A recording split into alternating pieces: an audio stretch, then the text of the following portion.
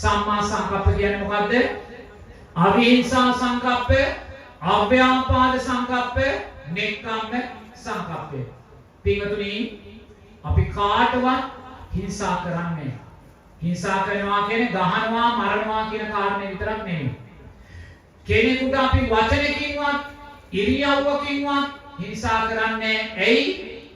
දැන් අපි කර්මඵල විශ්වාසය දන්නවා පින්වතුනි. අපි දන්නවා අපි කෙනෙකුට වචනකින් හිංසා කළොත් සංසාරේ මට වචනකින් හිංසාව ලබන්න වෙනවාමයි කියලා. ඉරියව්වකින් හිංසා කළොත් සංසාරේ කෙනෙක්ගේ ඉරියව්වකින් ඒ විපාකේ ලබන්න වෙනවා කියලා මම දැන් දන්නවා. කාටවත් හිංසා කරන්න යන්නේ නැහැ. පින්වතුනි දැන් ඔබේ හෘද සාක්ෂියට කටු කරලා අහන්න. ඔබ ජීවත් වෙන සමාජය තුළ ඔබ කාටවත් හිංසා කරන්නේ නැද්ද? මුදින් හිතන්න. පින්වතුනි නිරතුරුව ඔබ දක්ෂ වෙන්න. නිරතුරුව ඔබ දක්ෂ වෙන්න මෛත්‍රී චිත්තය තුළ ජීවත් වෙන්න. කවුරු දේශයෙන් හිටියත් ප්‍රශ්නයක් නැහැ. කවුරු වැරදි හැසිරීම තුළ ජීවත් ප්‍රශ්නයක් නැහැ. කවුරු ඔබට වෛර කළත්, කවුරු ඔබට හිංසා කළත්, කවුරු ඔබට පීඩා කළත්, කවුරු ඔබව විවේචනය කළත් සුවපත් වේවා කියලා ඔබ හිතන්න. අවිහිංසා සංකප්පයට එන්න. ලෝකේ උපයෝගී කරගෙන ඔබ ලෝකයෙන් මිදෙන්න. ද්වේෂය උපයෝගී කරගෙන ඔබ ද්වේෂයෙන් මිදෙන්න. වෛරය උපයෝගී කරගෙන විවේචනය උපයෝගී කරගෙන ඔබ විවේචනයෙන් මිදෙන්න. පින්වතුනි සුන්දර අවිහිංසා සංකප්පය අද සමාජයේ කොහේ බැලුවත් කෙනෙක්ව මානසිකව හිංසනයට ලක් වෙනවා, කායිකව හිංසනයට ලක් වෙනවා.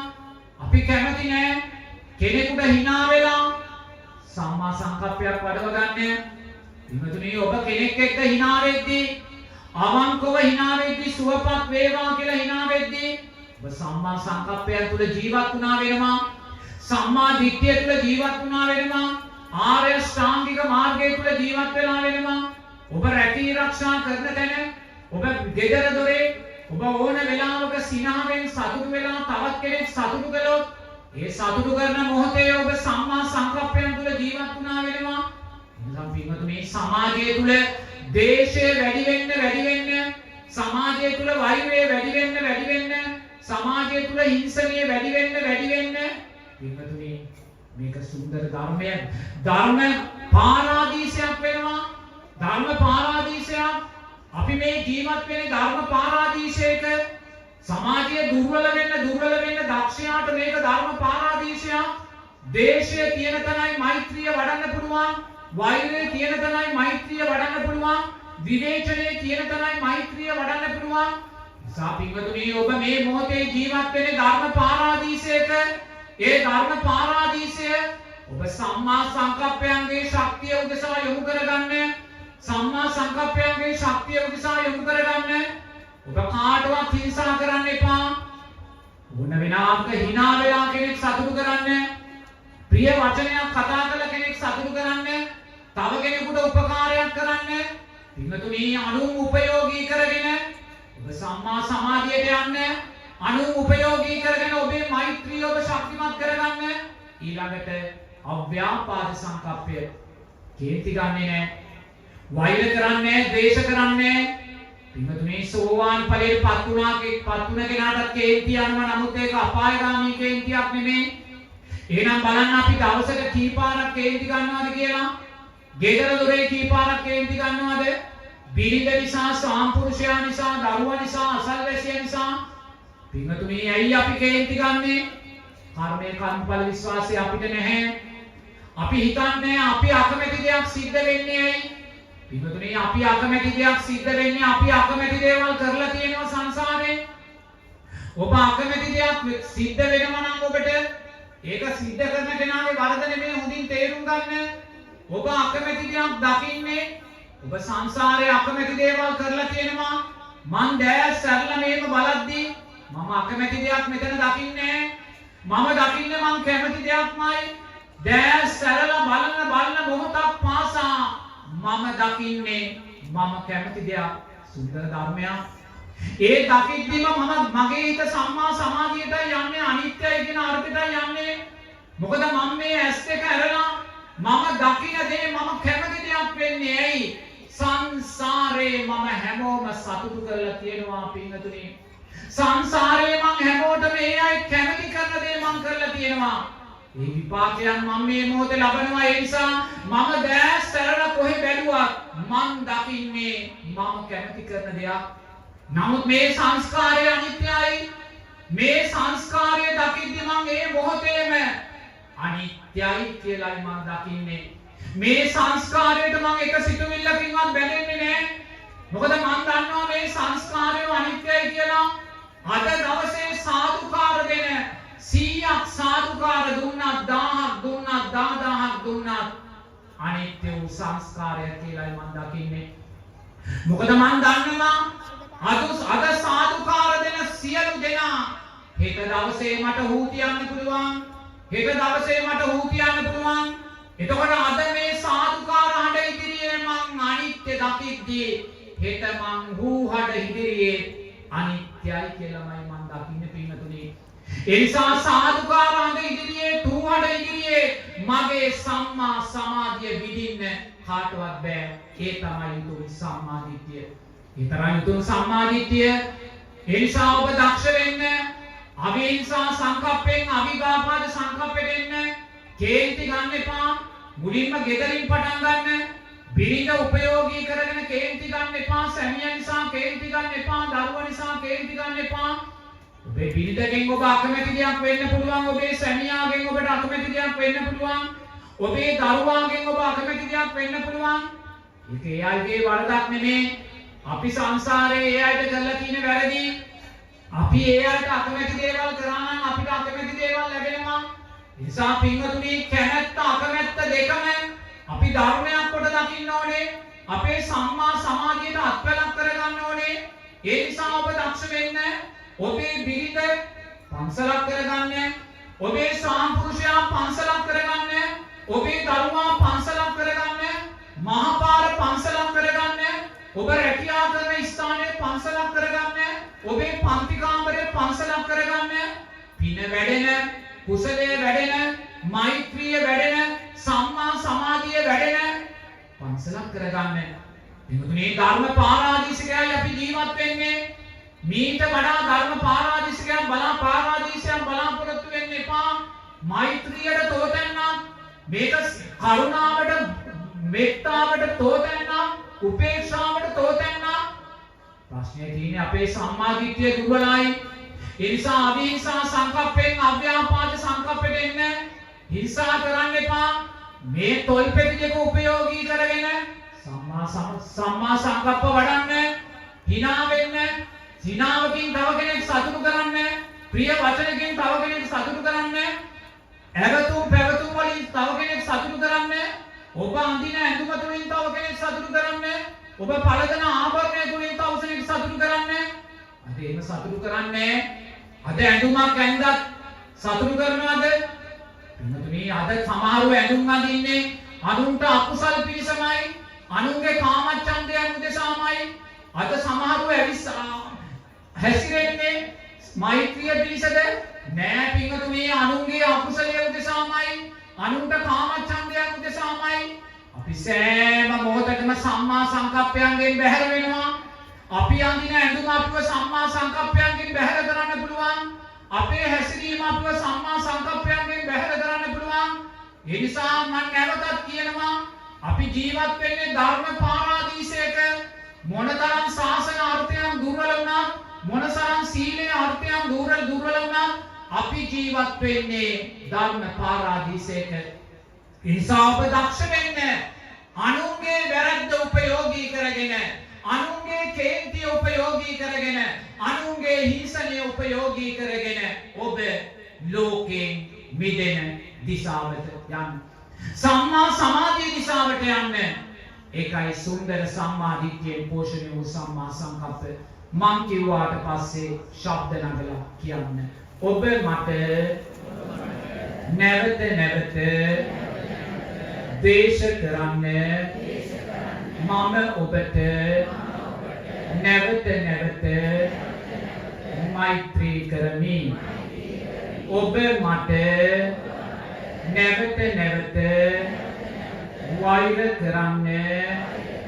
මම ඔබට නැවත නැවත මෛත්‍රී කරමි. ඔබ මට නැවත නැවත නපුරුකම් කරන්න මම ඔබට නැවත නැවත මෛත්‍රී කරමි.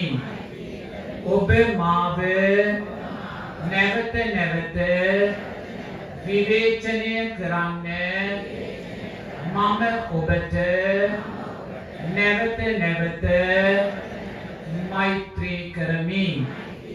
ඔබ මාව නැවත නැවත නොසලකා හරින්න මම ඔබට නැවත නැවත මෛත්‍රී කරමි. පින්වතුනි, සුන්දර සම්මා සංකප්ප ලෝතුරා බුදුරජාණන් වහන්සේ දේශනා කරනවා සාරා සංක කල්ප ලක්ෂ ගාන ඈතක ඉඳන් අපි මේ පටිච්ච සමුප්පන්නව මැරෙමින් උපදිමින් මැරෙමින් උපදිමින් එන්නේ අපි නිසා නෙමෙයි කියලා. අනුන් නිසාමයි පින්වතුනි. අනුන් බැන්නා කියලා අපි වයින්න ගියා. අනුන් ගැහුවා කියලා අපි ගහන්න ගියා. අනුන් විවේචනය කළා කියලා අපි විවේචනය කරන්න ගියා. අනුන් නිසා ආවා වූ මෝහ බරිත ගමන අපි ඇවිල්ලා තියෙනවා. ඒ නිසා බුදුරජාණන් වහන්සේ දේශනා කරනවා කැමැති කෙනෙකුට යන්න දෙන්න. සාරා සංක කල්ප ලක්ෂ සියක් කෝටි ප්‍රකෝටි ගාන ඈතට මේ සංස්කාර ලෝකය ගලාගෙන යනවා.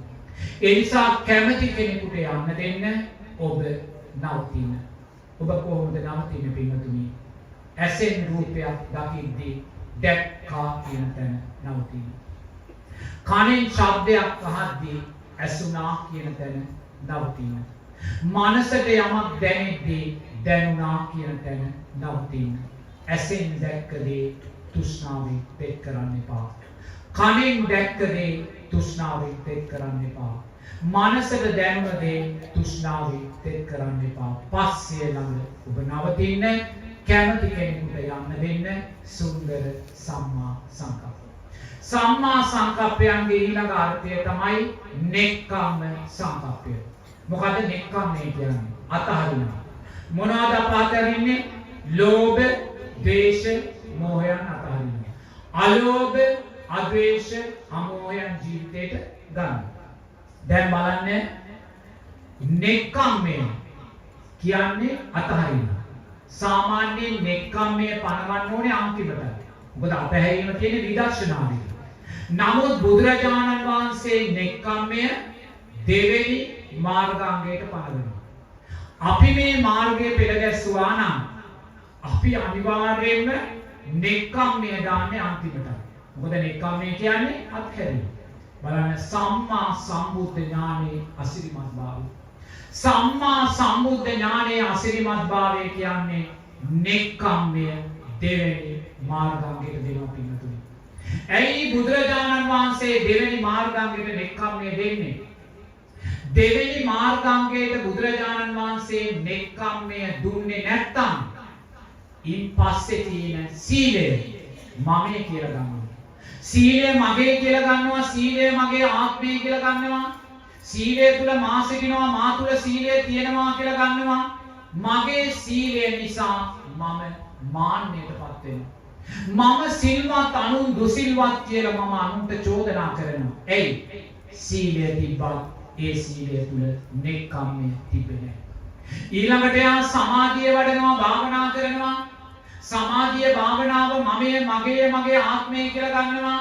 මේ සමාධිය භාවනාව නිත්‍යයි, සැපයි, සුභයි කියලා ගන්නවා. මේ සමාධිය තුල මා සිටිනවා, මා තුල සමාධිය තියෙනවා කියලා ගන්නවා. සමාධිය නිසාම භාවනාව නිසාම යා මාන්නයටපත් වෙනවා. එයි සමාධිය තිබ්බත් ඒ සමාධිය තුල නෙක්ඛම්මය තිබෙන්නේ නැහැ. භාවනාව තිබ්බත් ඒ භාවනාව නෙක්ඛම්මෙන් පෝෂණය වෙන්නේ නැහැ. ඊළඟට යා විදර්ශනාව වඩනවා. විදර්ශනාව මගේ ආත්මය කියලා ගන්නවා.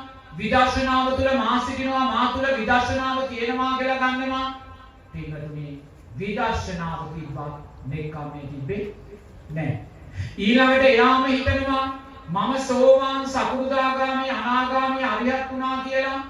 සෝවාන් ඵලයේ මමේ මගේ කියලා ගන්නවා මා තුල සෝවාන් ඵලයේ තියෙනවා කියලා ගන්නවා සෝවාන් ඵලයේ සක්කාය දිට්ඨියෙන් ගන්නවා ඇයි සෝවාන් ඵලයටපත් වුණා කියලා හිතුවා තාම දෙවෙනි මාර්ගාංගයේ නික්කම්මේ වැඩිලා නැහැ ඊළඟට යාම හිතනවා මම රහත් වුණා කියලා ඒ රහත් භාවය මමේ මගේ කියලා ගන්නවා ඒ රහත් භාවය තුල මා සිටිනවා මා තුල ඒ රහත් භාවය තියෙනවා කියලා රහත් භාවය ආත්මීය දෘෂ්ටියෙන් ගන්නවා ඇයි රහත් භාවය තුල නික්කම්මේ නැහැ පින්වතුනි සෝවාන් වුණා සකෝදාගාමී වුණා රහත් වුණා කිව්වත් තාම දෙවෙනි මාර්ගාංගයවත් වැඩිලා නැහැ ඇයි බුදුරජාණන් වහන්සේ සියල්ල දන්නේ මා කිසිත් නොදත් ශ්‍රාවකයා කියන තැනට ආවේ නැහැ පින්වතුනි මම බුදුරජාණන් වහන්සේට වඩා දන්නවා කියලා මිච්ඡා මාර්ගයේ ඔස්සේ මිච්ඡා අධිගමයන් කරා ගියේ අනේ බුදුරජාණන් වහන්සේ දෙවෙනි මාර්ගාංගයට නෙක්ඛම්මයේ පනවනවා ඒ නිසා මේ නෙක්ඛම්මයේ අත්‍යවශ්‍යයි මොකද ඔබ මේ මින් පල්ලෙහා තියෙන සෑම මාර්ගාංගයක්ම නෙක්ඛම්මෙන් පෝෂණය කරන්න ඕනේ ඔබේ සීලය නෙක්ඛම්මෙන් පෝෂණය වෙන්න ඕනේ ඔබේ සමාධිය නෙක්ඛම්මෙන් පෝෂණය වෙන්න ඕනේ ඔබේ විදර්ශනාව නෙක්ඛම්මෙන් පෝෂණය වෙන්න ඕනේ එහෙම නොවුනොත් මොකද ඔබ තුල භාවනාවේ නාමයෙන් වැඩෙන සක්කාය දිට්ඨිය සීලේ නාමයෙන් වැඩෙන සක්කාය දිට්ඨිය සමාධියේ නාමයෙන් වැඩෙන සක්කාය දිට්ඨිය මුදින් තේරුම් ගන්න දැන් සම්මා දිට්ඨි සම්මා සංකප්ප මම අවසන් කළා ඒ කියන්නේ ලෞකික ප්‍රඥාව මම අවසන් කළා අනිවාර්යෙන්ම මේ ලෞකික ප්‍රඥාවයි මාර්ගයට ශක්තිය මාර්ගයට ජවය දෙන්නේ හොඳට තේරුම් ගන්න ඕනේ බුදුරජාණන් වහන්සේ ලෞකික ප්‍රඥාව මුලට දෙන්නේ එකයි ලෞකික ප්‍රඥාවෙන් මොකද කරන්නේ මාර්ගයට ශක්තිය දෙනවා මාර්ගයට ජවය දෙනවා මොකද අපිට දැන් දුර ගමනක් යන්න තියෙනවා මොකද්ද දුර ගමන සීලයට යන්න තියෙනවා සමාධියට යන්න තියෙනවා විදර්ශනාවට යන්න තියෙනවා ඥාන දර්ශනයට යන්න තියෙනවා විමුක්තියට යන්න තියෙනවා දුර ගමන තාම සීලයටවත් අපි ගියේ නැහැ අන්නේ බුදුරජාණන් වහන්සේ ලෞකික ප්‍රඥාවෙන් අපේ පින ශක්තිමත් කරනවා කුසලයේ ශක්තිමත් කරනවා එයි පිට මග වියදම දෙන්න මොකද්ද මග වියදම පින කුසලයේ පින්නතුනේ පින කුසලයේ මග වියදම මොකද අපි සංසාරේ කළා වූ අකුසල් තියෙනවා සමාධි ඇවිල්ලා කියනවා ස්වාමීන් වහන්සේ මම කොච්චර සිල්පද සමාදන් වෙන්න උත්සාහ කළා සිල්පද පිළිදෙනමයි පෙර ජීවිතේ සිල්වතුන්ට චෝදනා කළා පෙර ජීවිතේ සිල්වතුන්ට නිග්‍රහ කළා මේ ජීවිතේ සීලෙ පිළිගන්නේ සමහරව ඇවිල්ලා කියනවා ස්වාමීන් වහන්සේ ඇස් දෙක පියාගෙන විනාඩි 5ක් භාවනා කරන්න බෑ කාමච්ඡන්දයන් එනවා එයි පෙර ජීවිතේ භාවනා කරන අයට බාධා කළා නිඳා කළා පීඩා කළා චෝදනා කළා මේ ජීවිතේ ඇස් දෙක පියාගෙන භාවනාවකට යන්න බෑ පිටුනේ අන්න ලෞකික ප්‍රඥාව දෙනවා ශක්තිය දෙනවා කුසලේ ශක්තිය පිනේ ශක්තිය අකුසල් යටපත් කරගෙන නැගීමේ ශක්තිය සම්මා දිට්ඨි සම්මා සංකප්පයන් දුයි ඔබට දෙන්නේ ඒ නිසා ඔබ මාර්ගය තරණය කරද්දී අනිවාර්යයෙන්ම සම්මා දිට්ඨි සම්මා සංකප්පයන් තුලින් එන්න දැන් අපි එන්නේ සීලයට පින්නතුනි